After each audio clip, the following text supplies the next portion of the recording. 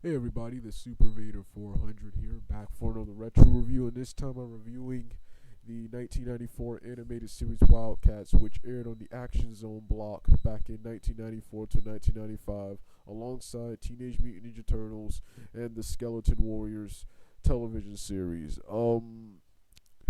I briefly heard of the Wildcats comic book back in 2006. Really didn't look into it. Um, for those of you to know, this animated series is also based on the Wildcats comic book of the same name, which was created by the comic book company Image, the same company that gave you Spawn, their most popular superhero. Um, I didn't hear about this. I didn't. I've actually just recently heard about this animated series on Facebook. I think it was either Newsrama or UGO. One of those websites did a countdown of the worst superhero cartoons of all time, and sadly to say, this show made the list.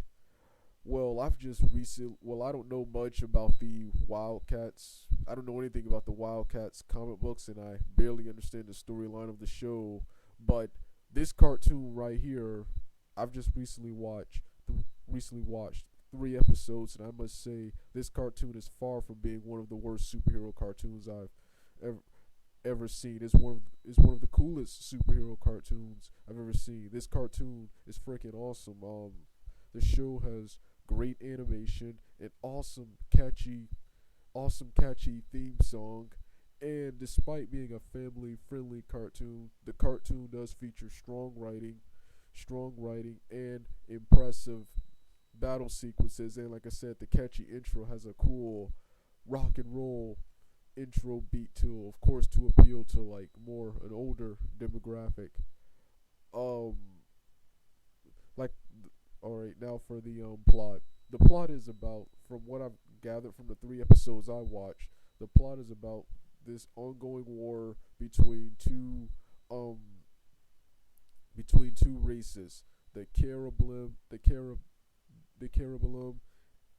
and the Damonites. The Damonites are the main antagonists of the series. In the first episode, the Wildcats, which are the protagonists, the heroes, the main protagonists of the show, Wildcats, led by Spartan, who you can see in the front right here with the white pants, blue and red spandex, and the blue boots, who is half human, half cyborg. Grifter, Grifter. Then there's then there's Grifter, the guy with the mask. The Grifter, you see Grifter, the guy with the long trench coat and the red mask. Then you see Zealot, the woman with the sword. Then I keep forgetting the girl in the purple's name, but right here at the bottom, the guy with the claws, that's Warblade, and then the muscular guy in the back is known as Maul. Um, is um Voodoo is the girl in the back in the blue. I didn't catch her name when I was watching series, but yeah. These are the main protagonists, and the main villain. He's not in this picture, but he's a villain who looks similar to Spawn.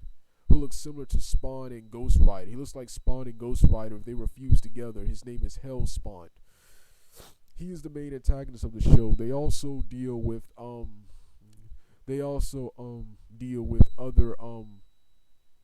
other bad guys led by a woman in a led by a human woman led by a human woman in a trench coat named Coda,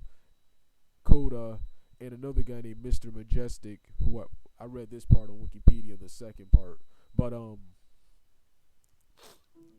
the first episode, the Wildcats, they go back to the past to recruit Warblade, who to recruit Warblade to help them in their fight against the Demonites, and the story continues from there. Like I said, the show is strongly written.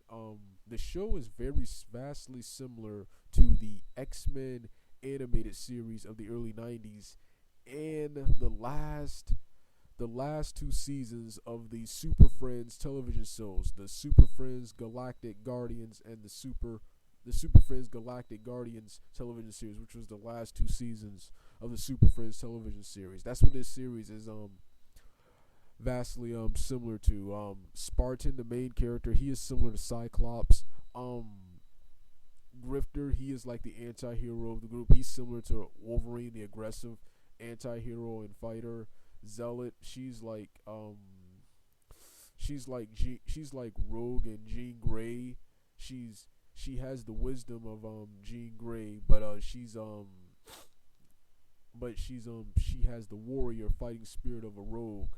Then you have Voodoo, who uses telekinetic powers. She's like the Jubilee of the group. Then you have Maul, who is like Incredible Hulk, Beast, and the Thing from the Fantastic Four.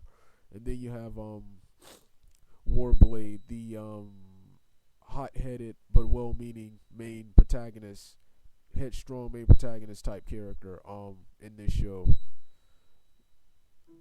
And it's like Super Friends, because the last two seasons of the Super Friends noticeably have a universal intergalactic feel to them. They take place in so many different places. But yeah. Well, this is my review of WildC.A.T.S television series. I'll watch more and talk about my favorite episodes and moments from this series. All right, the Super Vader 400 out.